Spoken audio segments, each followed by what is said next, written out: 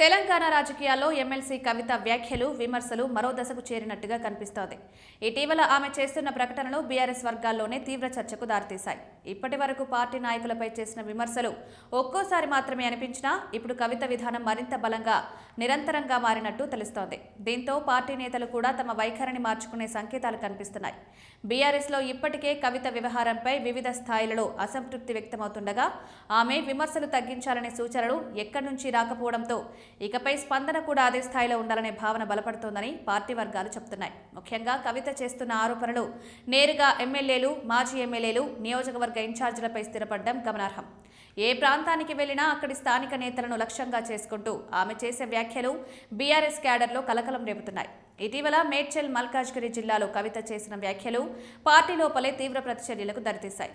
ఉద్యమ సమయానంతరం పార్టీలో చేరిన కొంతమందిని బీటీ బ్యాచ్ అని పేర్కొంటూ వారు బీఆర్ఎస్ పేరుతో వివిధ అక్రమాలు, అవినీతి చేశారంటూ ఆమె చేసిన ఆరోపణలు పెద్ద చర్చను రేపాయి. ఈ నేపథ్యంలో కుక్కట్పల్లి ఎమ్మెల్యే మాధవరం కృష్ణారావుపై కూడా కవిత చేసిన విమర్శలు మరింత ఉద్రిక్తతకు కారణమయ్యాయి. దీనికి ప్రతిగా మాధవరం కృష్ణారావు కూడా మీడియా సమావేశం ఏర్పాటు చేసి కవితపై ఘాటుగా స్పందించారు. ఆమె గత వ్యవహారాలకు సంబంధించిన అనేక వివరాలు తమ వద్ద ఉన్నాయని, అవసరమైతే బయటకు తీసుకురావడానికి ఏమీ వెనుకబడబోమని వెల్లడించారు. కవిత బీఆర్ఎస్ ప్రభుత్వాన్ని ఆధారంగా చేసుకుని పలు అక్రమాలు చేశారనే ఆరోపణ కూడా ఆయన చేశారు.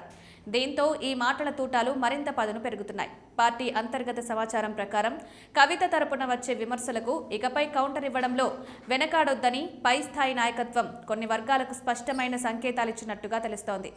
ఇదివరకు అధినేత కుమార్తె అనే భావనతో కొంత ఇబ్బంది పడిన నేతలు కూడా ఇకపై నేరుగా స్పందించాలన్న సిద్ధాంతంతో ముందుకు రావచ్చని చెప్పుకుంటున్నారు. ఈ నేపథ్యంలో కవిత వర్సెస్ బీఆర్ఎస్ నేతల మధ్య మాటల యుద్ధం ఎంతవరకు వెళ్తుందో, ఇంకా ఎలాంటి విషయాలు బయటపడతాయో అన్నదానిపై పార్టీ క్యాడర్, రాజకీయ విశ్లేషకులు నిశితంగా గమనిస్తున్నారు.